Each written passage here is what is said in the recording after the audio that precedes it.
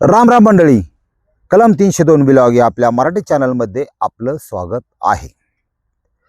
लय दिवसापासून माझ्या डोक्यात होतं की आज थोडी वेगळी, नेहमी आपण ज्या स्टोरी सांगतो त्यापेक्षा वेगळं, महत्त्वाचं आणि जीवनाशी निगडीत असं तुम्हाला काहीतरी सांगायचं. हां, कसं आहे, आपल्यापाशी आहे ती दिलं पाहिजे आणि दिल्याने कमी होत नाही, ध्यानात ठेवा. लोक सावध झाली पाहिजे आणि सुरक्षित झाली पाहिजेत, हा त्याच्या पाठीमागचा उद्देश. डिस्क्लेमर असं आहे की सदर माहिती फक्त लोकांच्या मनोरंजनासाठी बनवत असून ती पूर्णपणे काल्पनिक आहे.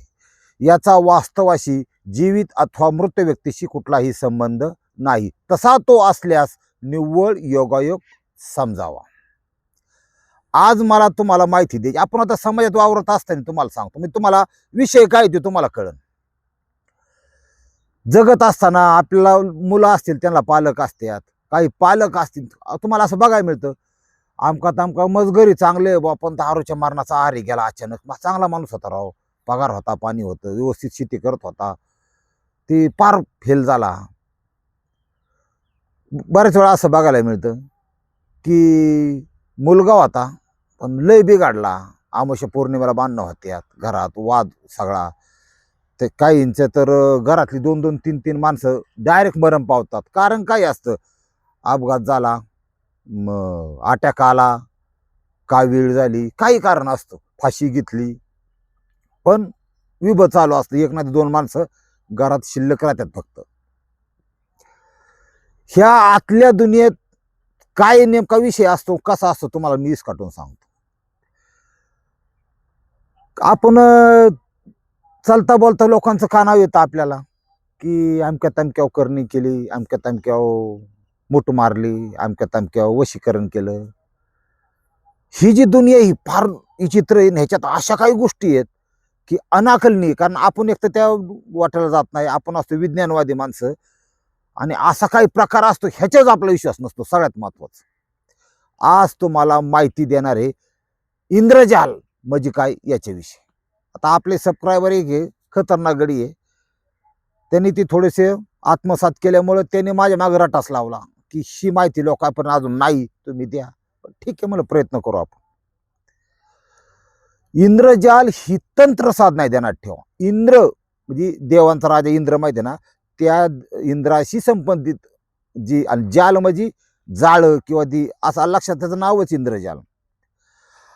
अनादी कालापासून ते अस्तित्वात आहे आणि आजही वेगळ्या रूपात ते अस्तित्वात आहे 2025 मध्ये. कशी तुम्हाला सांगतो. ह्या तंत्र साधनेचा कालभैरवाशी संबंध आहे. हा, ही जी तंत्र साधना इंद्रजाल, ह्याच्याची सुरुवात कुणाला करायची असेल, एक तर त्या मार्गाला जाऊन, हा ज्या गावाला जायचं नाही त्याचा पत्ता विचारायचा नाही, पण संबंधित माहिती, आता मी तुम्हाला सगळं सांगणार आहे, मंत्र सांगणार नाही, असा विषय असतो. कारण मी सुद्धा ह्याच्या स्टडी केलेले आहे, मी सुद्धा या साधनेच्या भानगडीत पडलो नाही. तुम्ही फक्त माहिती वादा लक्षात असावा, आणि कुठं नेमका परिणाम होईल त्याचा, याचा पण डोक्यात तुम्ही घ्यायचे.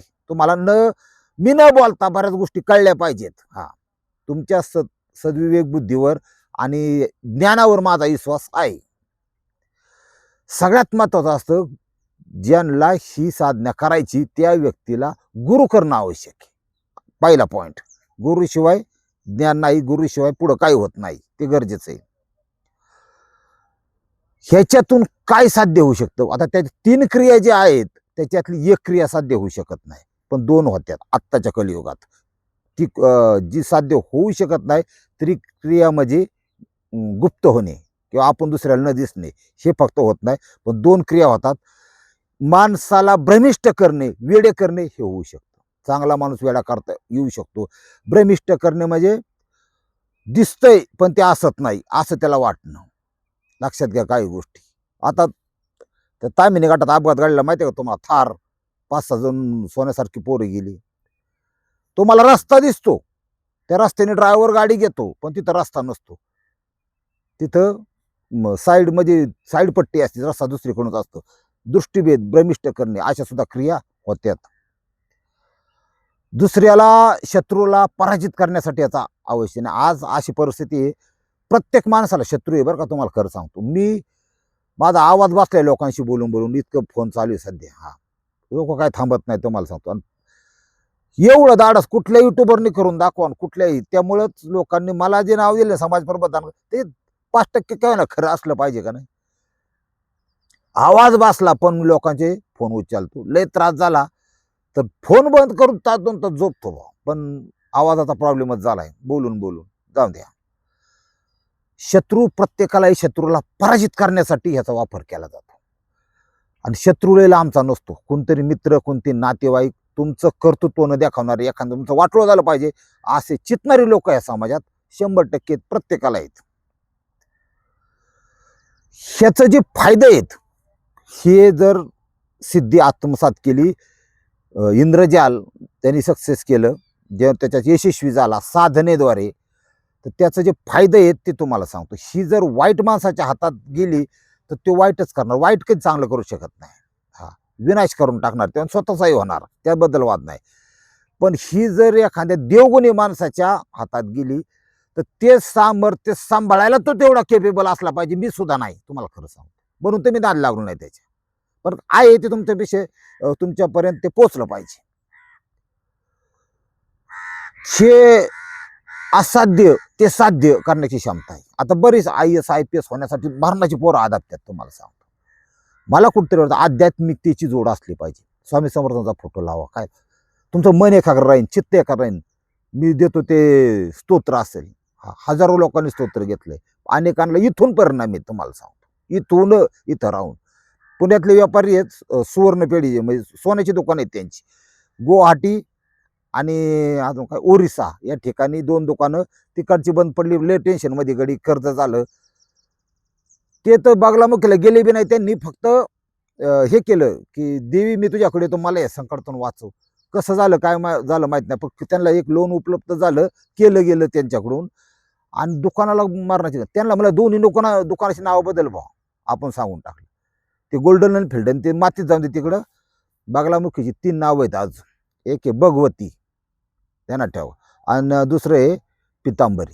आता किराणा दुकानाला नाव सुद्धा पितांबरी ठेवलेलं आहे आमच्या लेकाच्या, असा विषय. ही ती नाव बदल म्हणलं. ती आत्ता म्हणजे कलियुगातली ती अशी पावर आहे की तात्काळ रिझल्ट देणारी, अनेकांना अनुभव येतोय. त्याचा भविष्यात तुम्ही फायदा घ्या. आणि कुठे 1 रुपया खर्च नाही. मला मामा स्तोत्र पाठवा, मी लगेच पाठवलंच बुवा. हा, व्हॉट्सअपवर भले 10-12 तास लेट पाठवीन, पण पाठवीन. ते पाठवलं, तेवढं फक्त वाचन करायचं सकाळी. काय खर्च आहे का त्याला? आंघोळीनंतर 1 नंबर रिझल्ट. अध्यात्माचा फायदा करून घ्या. अध्यात्म जे शक्ती ह्या जगात अवेलेबल आहेत त्याचा वापर करून घ्या. तुम्ही भले हे असं जाव अंबानी असं, अंबानी इतके तर आपण मोठे नाहीत. एखाद्याला वाटतं बा मी लय श्रीमंत मी थारमध्ये फिरतो, अजिबात नाही. हा, थारचा बॅलन्स गेल्यावर काय होतं तुम्हाला माहित नाही, ते गरजेचं असतं. तर आता ती अंबानीला काय कमी आहे का? ती सुद्धा गणपती पुढं जाते, मुंबईतल्या असं करते, पाया पडते वाग का? त्याला काय कमी आहे का? तो काय पैसा, अंबानी पैसा मागत असं का तुम्हाला वाटतं? मागन का कधी? तो पैसाच मागन. ते गुजराती देणार ठेवा. पण त्याच्याबरोबर सगळ्यात महत्वाची गोष्ट ते आतून मागतात, ते तुम्हाला सांगत नाहीत. आयुष्य मागतात का? ते बी जास्त दिवस जगणार, आपल्या एवढेच जगणार आहेत बघा. असं असतं, आयुष्य मागतात, धंद्याचं संरक्षण मागतात, त्यात वाढ मागतात, म्हणजे पैसाच मागतात. पण असाध्य आजार मागत आहे, त्यापासून रक्षण कर. हा, जीवनाची आत्ताची किंमत तुम्हाला 100 व्यसन आहेत. खाटो बांधून टाकलं ना, नळ्या बिळ्या लावून असं आचक्या द्यायला लागला ना, मग जीवनाची किंमत आहे त्या माणसाला. जवळपासचे लेख बायको सून आमकं तमकं म्हणतात, लाखांनी जाऊन द्या डॉक्टर साहेब आमचं पेशंट वाचवा, तेव्हा जीवनाची किंमत कळते. आपण पाला पाचोळा आहे या शक्तींच्या पुढं. कमीत कमी काय विषय तुम्हाला जाणून घेतो, जाणून घ्या. ह्या इंद्रजाल ज्यांनी सिद्धी प्राप्त केली त्याला स्तंभन, रक्षा, दृष्टीभेद आणि मोहन या तांत्रिक प्रक्रिया आहेत. तांत्रिक ध्यानात, तंत्र यंत्र मंत्र फरक आहे, ध्यानात ठेवा. तांत्रिक प्रक्रिया आहेत ह्या. आता त्याच्या यंत्र अधिक मंत्र अधिक तंत्र आणि 4 नंबरला आहे त्रोटक. ह्या 4 गोष्टी मिळून ही प्रक्रिया पूर्ण होते. आता यंत्र आणि मंत्र हे 2 ठिकाणी वापरलं जातं बागलामुखीला. आपल्या इथलच्या महाराष्ट्रात 3.5 शक्तिपीठ आहे, देवींची सात्विक देवता आहे, ध्यानात घ्या. सात्विक तात्काळ रिझल्ट म्हणलं ना की त्यासाठी बागलामुखीचं यंत्र आणि मंत्र एकत्रित क्रिया करावं लागते, हवन करावं लागतं. हा बी आतला विषय. राहिलं काय तंत्र आणि त्राटक, हे खतरनाक आहे बरं का. याचा दैवी शक्तीशी उपयोग नाही, हे कनेक्ट नाहीत त्या, ते चालत्यात. आपण त्याला काळी जादू म्हणतो, ब्लॅक मॅजिक, आमकं तमकं वाकडं तिकडं. हा, चारही जावं एकत्र होतात ना, खतरनाक कार्यक्रम तेव्हा होतो. आणि सगळ्यात महत्त्वाचं ते मंत्रात इतके पॉवर आहेत. आणि मंत्र मला काय करून तुमच्या पाया पडतो, तुम्ही शोधा. ह्या छिन्नमस्ता दशमहाविद्यापैकी आता 3.5 शक्तीपीठ आपल्याकडं. मग 3.5 आपल्याकडे, मग 6.5 कुठे आहेत ना देश पातळीत आपल्यात. आणि आपला देश म्हणजे आता आपल्या आर्मीच्या ताब्यात तेवढा समजू नका. लय बरेचसे देश आपल्यात होते पूर्वी. आपलं महादेवाचं जे कैलास पर्वत आहे हा आपल्यात होता, तो आता कुठे आहे? चायनाच्या ताब्यात. ती नेपाळमध्ये, ती असं वाटवं होत गेलं नंतर. हा, तर ते भांगार राजकारणी येऊन गेले नंतर.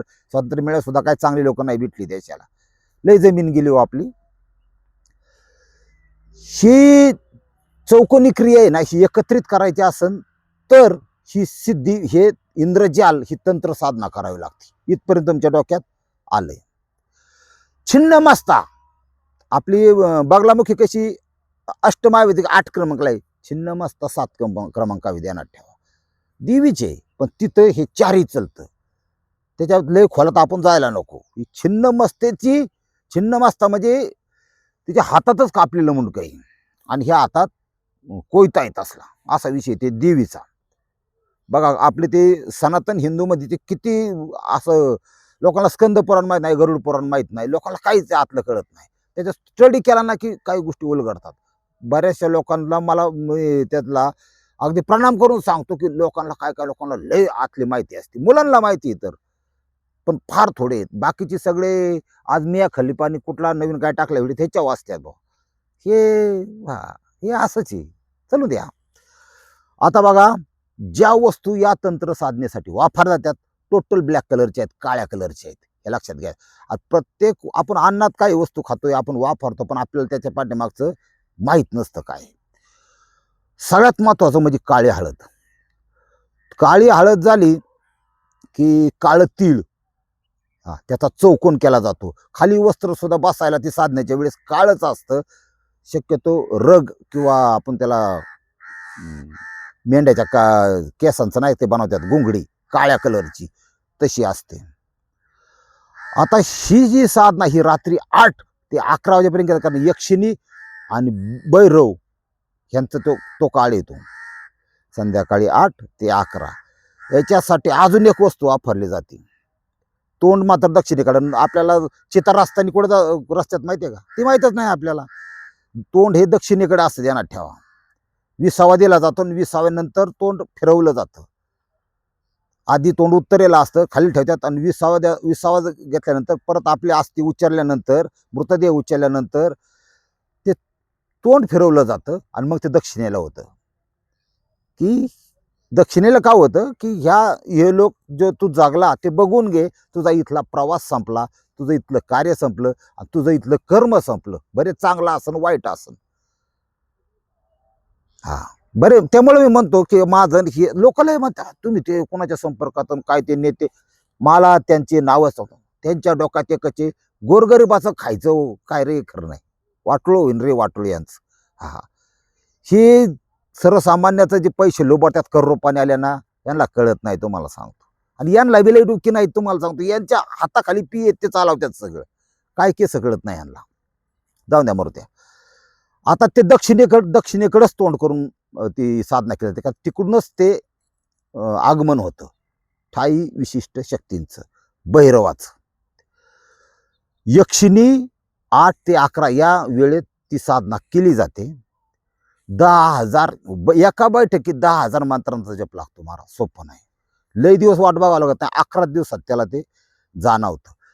ती साधना करायला बसल्यानंतर त्या माणसाला वेगवेगळ्या प्रकारचे आवाज भीतीदायक, त्याला त्या साधनेपासून परावृत्त केलं जातं. त्याची मेंटल कॅपॅसिटी किती आहे, त्याचं मूलाधार चक्र जर जागृत नसतंच, आपलं काही मूलाधार जागृत नाही, हा असे हे याच्यापासून त्याला उठवलं जातं, परावृत्त केलं जातं. नसतं काहीच, पण दिसतं त्याला असं की डोळे बिटलेले असं नाही, उड असं की नागाचे फुसकार ऐकायला येणार, नाग जवळ येणार, तो नसतो बरं का, पण त्याला ते अडवण्यासाठी केलं जातं. तो चावणार नाही, आघात करणार नाही, काही नाही, फक्त त्याला परावृत्त करण्यासाठी. वेगवेगळ्या प्रकारची जनावर येणार, वाघ येऊन उभा राहू शकतो, इकडे इकडे बघू शकतो, तुमच्या जोरात अशी कान बसे अशी कानठळी ठोकू शकतो, तुम्हाला वाटतं थरथर कापणार तुम्ही. पण त्या सगळ्या गोष्टीकडे दुर्लक्ष करून जे पुढे जाईल ते तंत्र साधण्याचे यशस्वी होतं. आणि तुम्ही याला म्हणतो काही साधू जे आपण नागा साधू म्हणतो किंवा हिमालयात, हे त्याच्यातून गेलेले आहेत हा. त्याच्यामुळे ते त्याच्यात गेल्यानंतर तर सिद्धी प्राप्त झाली. तर हाताने अग्नीला जर हे केलं, लाकडं ठेवलं तर अग्नीला सांगितलं त्यांनी जर मंत्र म्हणून की उत्पन्न हो, अग्निदेवता उत्पन्न होते. 2 साधू आम्ही प्रयागराजला पाहिलेले आहेत. हा लय बारीक असा विषय, म्हणजे निरीक्षण असलं पाहिजे कुठे गेलो की आपण नुसतं आलं पाया पडला निघाला माघारी असं करायचं नाही. हे असं ओपन ठेवायचं, अजून काय कुठं काय बघता येईल, काय शोधता येईल. जग लय बघण्यासारखं आहे, आपलं आयुष्य कमी पडन एवढं जग बघण्यासारखं आहे. दुफामध्ये फक्त गुगल वापरतो. गुगल म्हणजे मोबाईलचं नाही, ते एक विशिष्ट पदार्थ आहे. दुफामध्ये जे मंत्र लिहिला जातो चारही बाजूला तो रक्तचंदनाने लिहिला जातो. रक्तचंदन ही वनस्पती आहे लाल कलरची, तुम्ही बघा सर्च करून. चंदन वेगळं, रक्तचंदन वेगळं, लाल असतं ते. आसन काळ्या कांबळवर ध्यानात ठेवा. आणि अशा प्रकारे दिव्यात फक्त तिळाचं तेल चालतं तिथं. अशी करू आणि ह्याच्या भानगडीत का पडू नका, कारण तुम्हाला मी सगळं सांगून मंत्र कुठे दिलं, तुम्हाला नाही दिलं. पण हे करून तिळा जो लावला तो रक्तचंदन, स्मशानातली ते मृतदेह जाळल्यानंतर ती राख असते, त्याला आपण म्हणतो स्मशान रक्षा. ती रक्षा आणि रक्तचंदन एकत्रितचा टिळा कपाळाला लावला जातो. अशा प्रकारची ती साधना आहे. आणि ते इंद्रजाल आहे. 11 दिवसात त्याला ते साध्य होतं. ते त्याला साध्य झाल्यानंतर त्या व्यक्तीचं तिथून पाठीमागचा तुमचं वय ठराविक. तुमच्या जीवाला माहिती आहे बा, कोणाला माहिती नाही की तुम्ही आतापर्यंत काय काय पाप केले. दरवाजा बंद करून काय काय पाप केले घरी एकटे असताना, किंवा काय कुणाला दुखावलंय, कुणाचं काय केलंय. म्हणजे जे पापाचा जो विषय आहे, किती प्राणी मारून खाल्ल्यात, किती प्राण्याला अन्न दिले, कितीला जीवदान दिले, पुण्य आणि पापाचे तुमचं मूलाधार किती मजबूत आहे, तुमचा ओरा कसा, याच्या सगळ्या गोष्टी अवलंबून. ध्यानात ठेवा.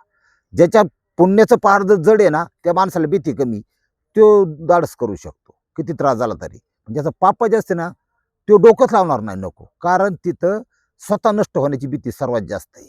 कारण ही इंद्रजाली ही इतका सोपा विषय नाही. त्या व्यक्तीला 11 दिवसानंतर जेव्हा ही साध्य होती सिद्धी, इंद्रजाल, तोच मंत्र ज्याने तो 10,000 वेळा रोज मांडलेला आहे, त्या मंत्राचा उच्चार चालू केले, हात जोडले किंवा हातात जल घेऊन जर ते वाहिलं, फेकलं, मांत्रित केलं, टाकलं, तरी इफेक्ट जाणवतो. त्याला म्हणतात सिद्धी प्राप्त झाली बा. त्याला मूलाधार चक्र जागृत झालं त्याच तो. पण त्याच्याबरोबर त्याच्या 3 क्रिया बिघडतात. हा, इतकी मोठी ताकद निसर्गातली आध्यात्मिकतेची स्वतःला साठून गेला. ते शरीर तर केपेबल पाहिजे ना, ते सहन तर करू शकला पाहिजे ना. षडरिपू जोडलेले असतात मनाशी. त्याचा आत्मा प्युअर असून ते कनेक्ट होतं आत्मेशी, ज्यांना ठेवा मनाशी नाही. मन वाईट आहे, मन कुठे बी बार काढतं, मनाचं काय घेऊन बसला. ही ज्यावेळेस आत्मा होतो त्यामुळे त्याचा स्वर बदलतो. त्यांना ठेवा कधी पण त्या माणसाचा जो आवाज असतो तो आवाज चेंज होतो, काही का व्हायना. म्हणजे माझा झालाय, पण त्याच्यामुळे नाही, माझा लोकांनी फोन करून करून करून बोलून झाले. आता काय करू, बोललं तर पाहिजे. स्वर बदलतो आणि मायेपासून तो लांब जातो. माया कोणती माहिती का, तुम्ही आम्ही करतोय ती. माझी बायको माझा परपंच, माझी जमीन माझा बांगला, पोरीचं लग्न चिंटूचं लग्न, शाळेत घालायचं शाळेची फी, हे जे प्रपंच आहे. आणि त्यासाठी काय लागतो, पैसा. आणि आपण काय करतोय, आपलं स्वतःचं अस्तित्व, जीवन, आपलं पाप पुण्य सगळं विसरून फक्त पैशाच्या मागं स्पीडने. ते बरोबर, ते काय चुकीचं नाही. मी सुद्धा म्हणतो ना, पैसा आज गरजेचा आहे, रक्ता इतका कमवा, ते चुकीचं आहे अशाला बघा. पण ही जी मोहमाया आहे, मग ज्यावेळेस डाना पेटातात त्यावेळेस का कोणी जवळचा आपला उडी टाकीत नाही टाकीत. असंच असतं. हा, लोक असतं, समाज असतात, नातेवाईक असतात, फक्त कवटी फुटायची वाट बघायची. बाया वाट गेला आली कावा कवटी फुटतीन जाते मी लगेच. अशी बी दुनिया आहे. असंच असतं. निष्ठुर ही माया झाली ना, ह्याच्यापासून माणूस लांब जातो. हा, कुणी पैशाची ऑफर दिली तर तो स्वीकारत नाही. हा, ते एक वेगळाच संकेत असतो तो. ते माया आणि या पैसा पाणी आमचं ह्याच्यापासून तो लांब जातो माणूस. ही सिद्धी प्राप्त झाली, आवाज बदलतो त्याचा. आणि सगळ्यात महत्त्वाचं म्हणजे त्याचं शून्यत्वाकडे जातो. तो शून्यत्वाकडे म्हणजे त्याच्यात तेवढी पावर तयार होते की या खांद्याला जर त्यांनी टिळा लावला, आता बऱ्याच लोकांना कळतच नाही काय. आता आपले सबस्क्रायबर आहेत, आपले चॅनल बघतात, देवीच्या माध्यमातून आम्ही करतात. मी चंदन टिळा आणून ठेवलेले आहेत काही, मी सगळ्यांना टिळा लावतो बघा, कधी ध्यानात ठेवायचं. पण त्याच्या पाठीमागचं गणित ते की चंदनाचा जे टिळा आहे हे सात्विकतेचं लक्षण आहे, आणि चंदन टिळ्यानी त्या माणसाच्या मेंदूच्या मन, त्याच्यातले ते दुर्दैव वाईट काय असेल ते जाऊन दे, आणि थोडंसं पुण्यकर्म त्याच्या हातून पण भविष्यात घडून दे, ही माझी अपेक्षा असते. हा, चंदनासम देह जिजवावा असा विषय असतो की त्याच्या हातून राहिलेल्या आयुष्यात पुण्यकर्म झालं पाहिजे, हे लय महत्वाचं आहे. त्यामुळे मी चंदनाचा टिळा लावतो, देवीचा पिवळ्या कलरचा, पितांबरीचा, असा विषय. ही जी सिद्धी प्राप्त झाली की स्वप्न पडतात, पण ती कशी पडतात तुम्हाला सांगतो. दोनच प्रकारची असते. ती काळी सावली असते एक, ती स्पष्ट दिसत नाही, पण ती काळी सावली स्वप्नात येऊन ते कनेक्ट होते. तुम्ही काय विचारता त्याचं उत्तर पण देते. बऱ्याच वेळा साक्षात भैरवाचं दर्शन सुद्धा लोकांना त्या माध्यमातून स्वप्नात येऊन झालेलं आहे. हे ते संकेत असतात. शरीराचं बॉडी टेम्परेचर हे वाढतं ऑटोमॅटिक. स्वर जसा बदलतो तसं त्या माणसाचं बॉडी टेम्परेचर पण वाढतं, कारण तितके मूलाधार चक्र जागृत होऊन तितक्या प्रकारची ताकद त्याच्या अंगात शरीरात आलेली असते. जगतो ते तेवढाच, 28 वर्ष थांबला जास्त जगतो, पण त्याच्या हातून जे घडतं ते ज्याला ज्याला आशीर्वाद देईन ते घडतं, ते फारच चांगलं असतं, ध्यानात ठेवा, असा विषय. आणि याचा परिणाम काय होतो ते पण सांगू. तो माणूस एकतर देवतुल्य होऊन जातो, तो माणूस एकतर स्वतःमध्ये असे देवासन्मान होऊन जातो, सगळ्या ह्याच्यापासून मोहमुक्तीपासून लांब, नाही तर त्याचा विनाश होतो, म्हणजे अकाली मृत्यू म्हणतात त्याला.